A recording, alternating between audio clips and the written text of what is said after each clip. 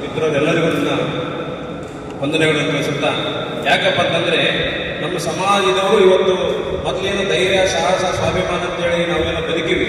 ಈಗ ಈಗಿಗೆ ಶಿಕ್ಷಣ ಬಿಟ್ಟರೆ ಬೇರೆ ಏನಿಲ್ಲ, ಮಕ್ಕಳಿಗೆ ಶಿಕ್ಷಣ ಕೊಡಿಸೋದು ಬಿಟ್ಟರೆ ಬೇರೆ ಏನು ನಮಗೆ ಕೊಡಬೇಕಾಗಿಲ್ಲ ಅವರು ಅಷ್ಟೇ. ಹಾಗಾಗಿ ನಾವು ಶಿಕ್ಷಣವಂತರಾಗಬೇಕು.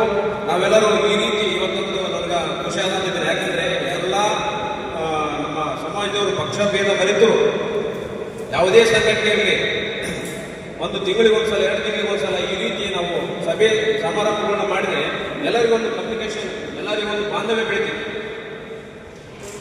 ಯಾವುದೇ ಸಮಾಜಕ್ಕೆ ನಾವು ಏನು ನಮ್ಮಿಂದ ಕೊಡುಗೆ ನೀಡಿದ್ದೀವಿ ಅಂತ ಹೇಳಿಸಿ ನಾವು ನಮ್ಮ ಸಮಾಜದ ಜೊತೆಗೆ ಹಂಚಿಕೊಂಡಾಗ್ತೇವೆ.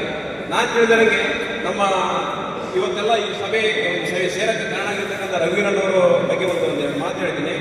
ಅವರು ನಾನು ಎರಡು ಹತ್ರ ಕೇಸ್ ಬಂದಿದ್ದೆ. ಏನಪ್ಪ ಅಂತಂದರೆ ನಮ್ಮ ಸಮಾಜದ ಮೇಲೆ ಅನ್ಯಾಯ ಆಗಿರ್ತಕ್ಕಂಥದ್ದು, ಆಮೇಲೆ ಕೊಲೆಯಾಗಿರ್ತಕ್ಕಂಥ ಒಂದು ಕೇಸ್ಗಳು, ಅವರು ಸುಮಾರು ಒಂದು 8 ಜನಗಳಿಗೆ ಸರ್ಕಾರಿ ನೌಕರನ ಅಟ್ರಾಸಿಟಿ ಕೇಸಲ್ಲಿ ಮರ್ಡರ್ ಆಗಿರ್ತಕ್ಕಂಥ ಕೇಸ್ಗಳಿಗೆ ಒಂದು 8 ಜನರಿಗೆ ನೌಕರಿಯನ್ನು, ಸರ್ಕಾರಿ ನೌಕರಿಯನ್ನು ಕೊಡಿಸಿದ್ದಾರೆ. ಆಮೇಲೆ ಒಂದು ಹೌಸಿಂಗ್ ಬೋರ್ಡಲ್ಲಿ ಒಂದು 200 ಮನೆ ನಮ್ಮ ಸಮಾಜದವರಿಗೆ ಸಿಗಲಿಕ್ಕೆ ಕಾರಣಭೂತರಾಗಿದ್ದಾರೆ. ಹಾಗೆ ನಮ್ಮ ಬಸವಣ್ಣ ದತ್ತಲ್ ಸಾಹೇಬ್ರ ಬಗ್ಗೆ ಹೇಳಬೇಕು ಅಂತಂದರೆ, ಅವರು ನಾನು ಜಾಸ್ತಿ ನಿಗಮ ಮಂಡಳಿಯಲ್ಲಿ ಜಾಸ್ತಿ ಅಡ್ಡಾಡಿದ್ರೆ ನನಗೆ ವಿಷಯ ಗೊತ್ತಾಗಿದೆ. ಫಸ್ಟು ನಮ್ಗೆ ಏನು ಒಂದು ಸೌಲಭ್ಯ ಸಿಗ್ತದೆ ನಿಗಮದಿಂದ, ಆ ನಿಗಮದಿಂದ ಸೌಲಭ್ಯ ತಗೋಬೇಕಾದ್ರೆ ಎಲ್ಲಿ ಬಂದು ಸ್ಟಕ್ ಆಗ್ತದಪ್ಪ ಅಂದರೆ ಬ್ಯಾಂಕಿನಲ್ಲಿ ಬಂದು ಸ್ಟಕ್ ಆಗ್ತಿತ್ತು. ನಮ್ಮದು ಸಿಬಿಲ್ ಸ್ಕೋರ್ ಇರ್ತಿದ್ದಿಲ್ಲ, ಆಮೇಲೆ ಬ್ಯಾಂಕ್ ಕ್ಲೋಸ್ ಮಾಡ್ತಿದ್ದಿಲ್ಲ. ಅವರು ಸಾಹೇಬರು ಒಂದು ಸುತ್ತೋಲೆಯನ್ನು ಮಾಡಿಸಿದ್ರು. ಏನಪ್ಪ ಅಂತಂದರೆ ಫೈನಾನ್ಸ್ ಕಂಪ್ನಿ ಕೂಡ ಒಂದು ಲೋನೆಲ್ಲ ಕೊಡಬಹುದು ಇದಕ್ಕಂತ ಹೇಳಿದ್ದೀವಿ. ಅದಕ್ಕೆ ನಾನು ಧನ್ಯವಾದಗಳನ್ನು ತಿಳಿಸ್ತೇನೆ ಸರ್ಗೆ.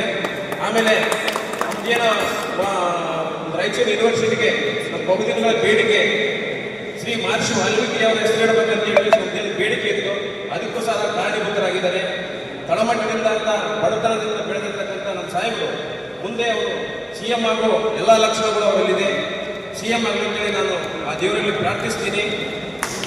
ಹಾಗೆ ಆಮೇಲೆ ನನ್ನ ಇನ್ನೊಂದು ಅನಿಸಿಕೆ ಏನಪ್ಪ ಅಂತಂದರೆ, ಸಾಹೇಬ್ರ ನನ್ನ ಬೇಡಿಕೆ ಏನಪ್ಪ ಅಂತಂದರೆ, 1-2 ಬೇಡಿಕೆ ಇದೆ ನಾನು.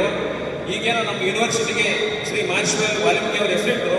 ತದನಂತರ ಈಗ ತಾನೇ ರಾಯಚೂರು ವಿಮಾನ ನಿಲ್ದಾಣ ಆಗ್ತದೆ ಅಂತ ಹೇಳಿ ನಾವು ನೀವು ಕನಸು ಕಟ್ಟಿದ್ದೀವಿ. ಆ ಕನಸು ನನಸಾಗೋ ಕಾಲ ಬಂದಿದೆ.